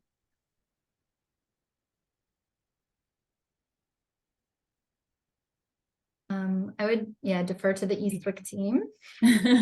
Yeah, I mean, there are a lot of communities that have gone through urban renewal, but I can only really speak from what I've heard from Eastwick residents. And I think, as Taylor kind of mentioned, with just like the patchwork of vacant land that has been left in Eastwick has just left a ton of scars in the community and leaves a lot of vacant property that is really challenging for the city to maintain. Now I'm forgetting what the original question was though, so I want to make sure I actually answer the question. Yeah, just talking about social vulnerabilities associated with the urban renewal. Gotcha. I think one of the biggest vulnerabilities that it's left in my mind is just deep distrust for the city and for any type of governmental processes because of the harm that has been caused by urban renewal. So I can't speak to any specific vulnerabilities, but I think that it just has left this long lasting scar that is really challenging to overcome and makes it really hard to have faith that the government is able to do something that is beneficial and not going to displace people against their will. So I think that's probably the biggest vulnerability that I can think of off the top of my head. I mean, I think there's direct exposure that is due to the design of the urban renewal process, where we put people, in homes right up against rivers and creeks that were once wetlands. So like we've directly sort of impacted their exposure. And then there's also the filling of wetlands that has led to some subsidence issues. So yeah, that's the only thing I would add to it. Yeah. And then in Eastwick specifically too, building homes next to a landfill, like obviously exposed a lot of vulnerabilities there. So yes, specifically in Eastwick, there was a lot of specific, environmental vulnerabilities that were, that we put in front of people when we put those homes there.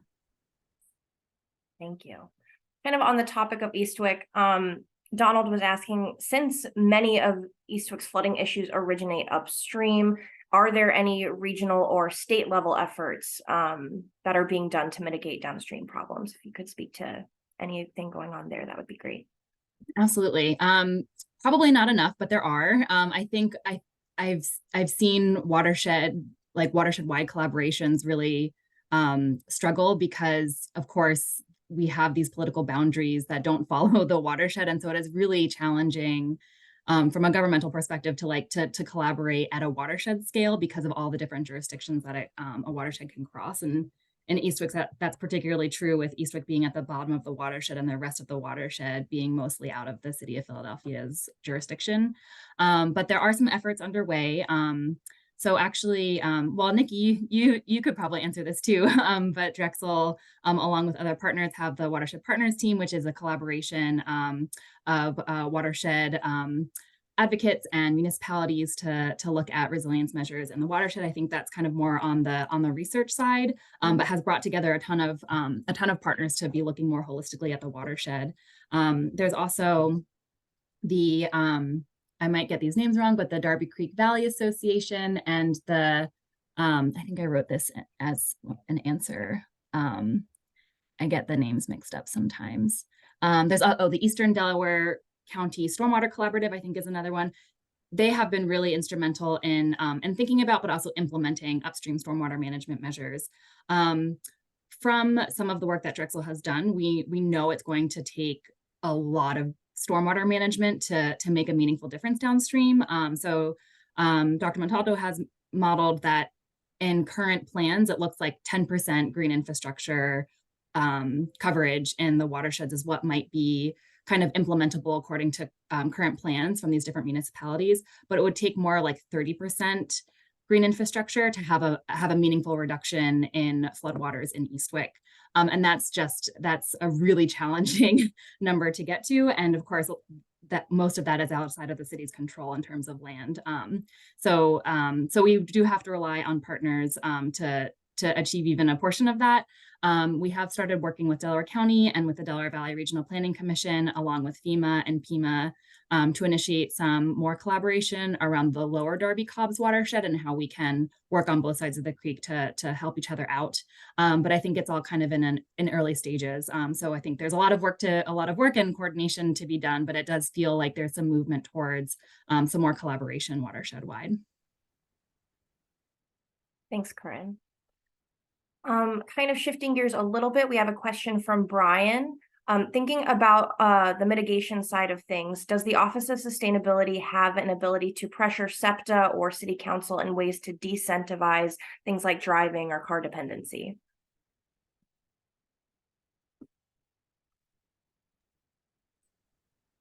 I think that those are important partners that also have similar goals. And yeah, I think through the resilience planning process, we've actually just started conversations with SEPTA. I think, yeah, I would just reiterate, I think a lot of, I think SEPTA also wants to increase ridership and reduce their greenhouse gas emissions. So I think we're aligned in a lot of ways.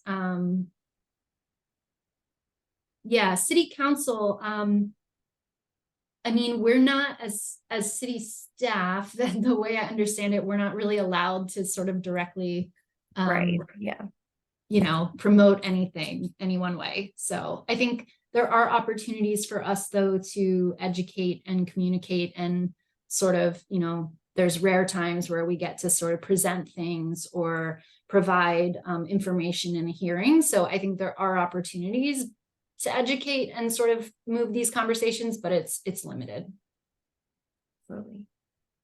That's why it's important as a constituent to reach out to your council member and advocate for these things. Yes, absolutely. Thanks for that. Kind of on a similar note, Lisa was asking if the Office of Sustainability has abilities to make recommendations to city developers on things like, for example, how close someone can build to the river. So she's wondering, I guess, if the Office of Sustainability is able to make those recommendations or if they have sway in those decisions. Yeah, Elaine, do you want to take that one? Sure. So we are currently, Office of Sustainability currently joins a number of different meetings with developers, and that information also gets disseminated to developers depending on the type of meeting. But I think something that we've tried to change recently is how we're thinking about development in the floodplain as it relates to the FEMA process, because that's something our office directly looks at and has to fill out a community acknowledgement form. So our office has worked on changing language and updating language such that we will talk with the zoning board if there are any zoning variances needed to be able to develop that close to the floodplain or places with high flood risk. So these are, just simple ways that we're trying to, change language and really bring those concerns to the forefront.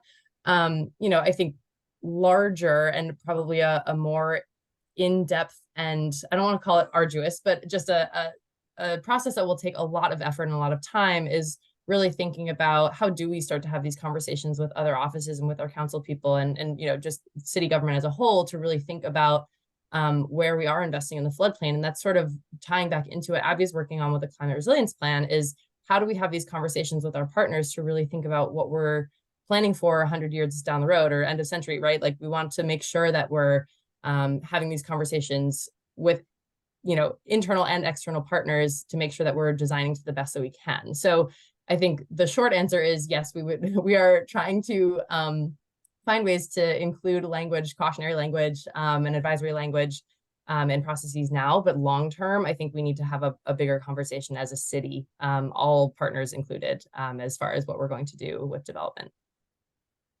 Thank you. Okay, another question, does the water system in the city have to be treated differently following a flood? And if yes, how long does that take? And what does the cost of that upkeep post-flood look like?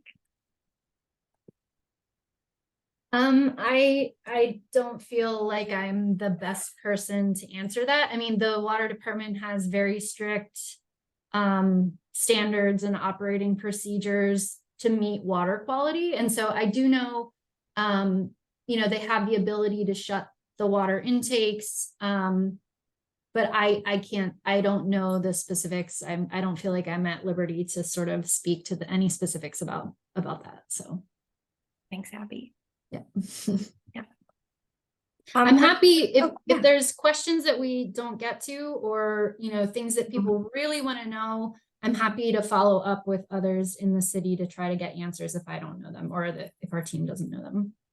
Yeah, thanks, Abby. And yeah, I was I'm hoping we get to as many questions as possible, but for whatever we don't get to, I'm going to put my email in the chat. So if you want to follow up with me after this session, I'm happy to make sure your questions get answered by our speakers or whoever would be best fit to answer the question. There's one question asking if the Office of Sustainability is engaging with students in the School District of Philadelphia about the climate crisis and possible outcomes. Yeah, I'm happy to take that. It was said in my introduction. So prior to the Office of Sustainability, I worked at the water department, and the Fairmount Water Works, which is under the water department, it's an interpretive center that's fantastic. If people haven't been there, I definitely recommend you go. They developed a watershed curriculum for the School District of Philadelphia. I think it's geared towards mainly middle school students. And I helped them develop a unit on climate change. So there is this whole really amazing curriculum about the watershed and climate change, but it's not required. So it's up to I think it might even be up to like each teacher if they want to use that curriculum that's available. So in a very limited way, we do that. It's something I would love to do more with. We have started conversations with Megan Garner, who leads the sustainability efforts at the school district. But I think I can't see that as like I think that's a little bit further down the road once we can build out our program and have more of that sort of educational piece to it. Thank you.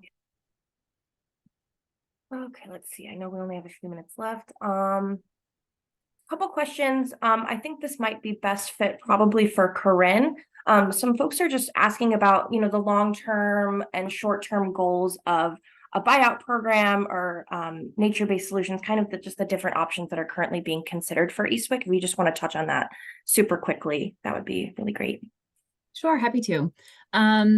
So I know the buyout question has been controversial in the past, and for those that aren't as familiar with buyouts in Eastwick, it had been offered in 1999 during Hurricane Floyd, and there were many residents that did want to participate, but also some who didn't. And because all of the homes in Eastwick are connected, the requirement was that everybody in a row has to participate together. And so a lot of people weren't able to participate in the buyout program because not everybody was on board. That is still the case today. If we offered a buyout program, it would have to be everybody participating together. We would love to build flexibility into a program so that isn't the case, but as it stands, that would still be the situation.